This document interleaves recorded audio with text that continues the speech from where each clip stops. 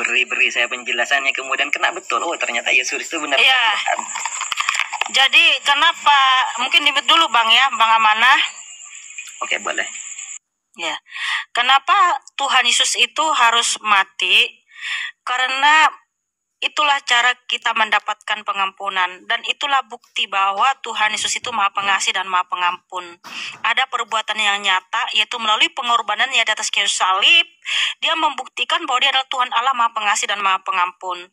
Dengan cara memberikan darahnya yang kudus, sehingga darah yang kudus ini tercurah ke bumi dan telah membuka ya pintu kerajaan maut, sehingga dia bisa melepaskan orang-orang yang sudah mati sehingga mereka bangkit.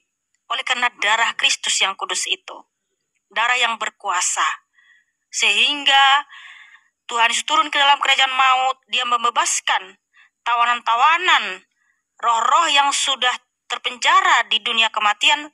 Ketika Tuhan Yesus bangkit, mereka juga ikut bangkit. Tujuannya untuk menyelamatkan kita yang sudah mati, supaya kita hidup kekal abadi selama-lamanya. Itulah bukti Tuhan Yesus Maha Pengasih dan Maha Pengampun, bukti yang nyata melalui pengorbanannya di atas kayu salib. Gitu saudaraku Amanah. Artinya Tuhan Yesus itu, barusan kalau saya tangkap ya Kak ya, Tuhan Yesus itu meninggal atau mati ya untuk menghidupkan roh-roh yang sudah mati, begitu kan? Iya, menghidupkan manusia yang sudah mati, ya, melepaskan kita dari kerajaan maut, ya, menebus kita dari kerajaan maut. Itu coba kalau memang itu Tuhan Yesus meninggal untuk menghidupkan roh-roh, berarti secara tidak langsung sampai saat ini banyak roh-roh yang berkeliaran, rohnya orang non-muslim, begitu kan? Bukan, kan gini, di Kejadian 2:17 Tuhan Yesus memberikan perintah ya, bahwa manusia tidak boleh makan buah pohon pengetahuan. Pada saat mereka memakannya, pastilah mereka mati. Nah, sementara Tuhan Yesus menciptakan manusia dirancang untuk hidup kekal, bukan untuk mati. Oleh karena Adam dan Hawa telah melanggar hukum ini, sehingga hukum ini berlaku bagi manusia sehingga kita mati. Itulah yang menyebabkan kenapa kita mati, karena Adam dan Hawa telah melanggar hukum. Nah, manusia kan sudah mati, Bang. Tuhan tidak bisa menarik hukumnya. Supaya manusia bisa bangkit lagi, harus ada darah yang kudus. Harus ada darah atau nyawa yang kudus sebagai ganti nyawa kita supaya kita hidup lagi. Di dunia ini, ya, Roma 3:23, semua manusia telah berdosa dan telah kehilangan kemuliaan Allah. Hanya darah Yesus Kristuslah satu-satunya yang kudus, makanya kita bisa bangkit. Sehingga orang Kristen sangat percaya sekali ada kebangkitan, sebab Tuhan Yesus telah mematahkan kutuk kematian. Dia mati dan bangkit pada yang ketiga, hidup kekal abadi selama-lamanya. Jadi iman kita itu adalah iman yang realita, iman yang nyata, iman yang logis, dan bukan iman yang halu. Orang Kristen mempercayai kebangkitan karena ada buktinya, ada yang mati dan bangkit. Dan Tuhan Yesuslah yang sulung dari kebangkitan itu, supaya kita yang percaya kepadanya juga ikut mati dan bangkit bersama dengan Tuhan Yesus. Begitu saudaraku Amanah. Di kita juga percaya kalau setelah kematian itu ada kebangkitan. Kenapa kamu percaya ada kebangkitan kalau begitu? Kenapa? Kenapa? Ya karena kamu bilang di kita juga ada kebangkitan. Mohon maaf, dengan segala hormat saya mau bertanya, kenapa kamu percaya nanti ada kebangkitan? Apakah sudah ada yang bangkit, ada yang mati dan bangkit hidup selama-lamanya? Kalau belum, kenapa kamu begitu yakin kalau kamu juga akan bangkit dari zaman? Jadi kalau di kita itu di Muslim ada yang namanya padang mahsyar, di mana semua manusia itu dibangkitkan kembali. Kenapa kamu begitu yakin bisa bangkit, kamu nanti akan bangkit, sementara kamu bilang belum ada yang mati dan bangkit sendiri hidup selama-lamanya?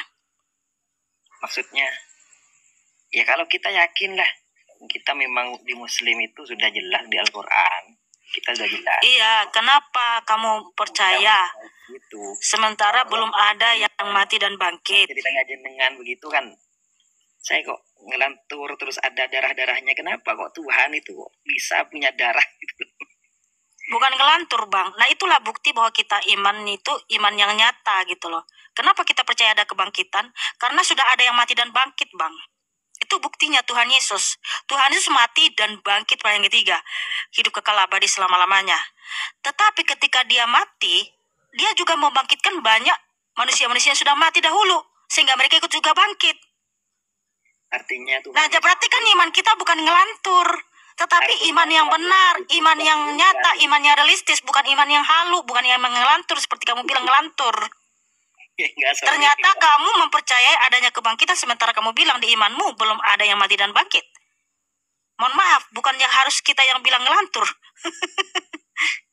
Kalau di sampean itu kan hal-hal yang realistis semua, ya kan? Iya, maksudnya logika kita kan harus berpikir dan harus berpikir cerdas gitu. Kita mempercayai sesuatu hal yang nyata itu karena ada buktinya gitu. Kita mempercayai adanya kebangkitan itu karena ada bukti. Oh, artinya begitu. Iya. Artinya gitu. Contohnya gini, kalau ada yang bilang sama kamu, di sana ada ular, kepalanya ada 10, ada 9 kakinya. Kalau nggak ada buktinya gimana kita mau percaya? Percaya aja. Asal gimana berarti asal percaya? Coba sampai Anda. Makasih Pak Eri. Orang-orang di sana loh ada banjir. Ya berarti kalau ada yang bilang sama kamu memberitakan, di sana ada ular, kepalanya ada 11, kakinya ada 9.000.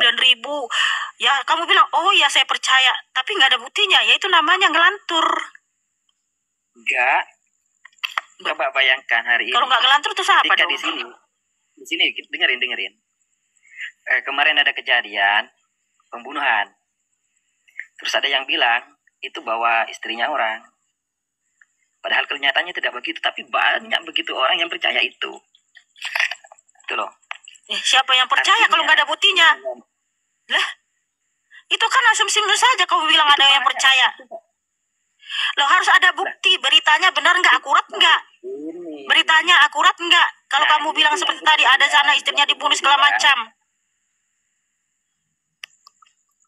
Udahlah ganti aja lah, makasih ya, Bang Amanah. God bless you. Gimana?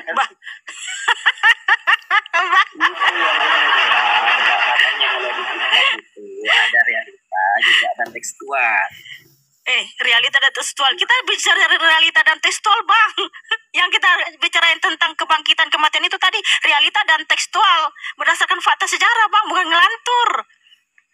Iya, tapi kan sejarahnya Yesus kok. Yang gak bakal ketemu. Itu fakta sejarah, Bang. Alkitab ini kita tutup pun ada banyak sejarawan yang menuliskan Yesus itu mati, disalib, bangkit pada yang ketiga, Bang. Banyak sejarawan. Fakta. Terus. Fakta sejarah. Bangkit. Bukan ngelantur. Persoalan darah tadi itu. Kenapa darahnya? Iya, saya mau tanya dulu sama kamu. Kamu tahu nggak Ibrahim? Ya tahu lah. Kenapa Ibrahim mempersembahkan anaknya? Disuruh mempersembahkan anaknya, terus diganti sama domba. Kenapa? Kenapa disuruh mempersembahkan korban bakaran? Itu korban bakaran ya, itu kurban. Kenapa Tuhan menyuruh Abraham mempersembahkan anaknya diganti dengan domba? Ya kalau nggak diganti ya sampai saat ini akan terjadi kurban anak manusia yang harus dikorbankan. Itu kenapa Tuhan tadi itu. Iya, kenapa Tuhan menyuruh mempersembahkan anaknya disuruh mempersembahkan diganti dengan domba? Dan kenapa ada kurban domba? Kenapa ada kurban? Katakanlah kalau seumpamanya. Kamu tahu hukum Taurat? Kamu percaya ada hukum Taurat? Ya jangan dipotong dulu. Kalau seumpamanya. Enggak, supaya kamu ngerti arti kurban. Kan kamu bilang apa itu darah gitu kan? Kayaknya kamu merendahin darah gitu. Jadi supaya kamu tahu makna dari darah ini apa. Darahnya kenapa bisa itu? Iya. Kenapa kemudian waktu itu kemudian diganti dengan domba? Katakanlah kalau seumpama saat ini tidak diganti dengan domba, maka yang akan terjadi orang tua akan membunuh anaknya atau mengorbankan anaknya untuk sebuah korban. Itu loh. Iya, tapi kenapa awalnya disuruh persembahkanlah anakmu itu? Masa Tuhan harus dikorbankan? Iya.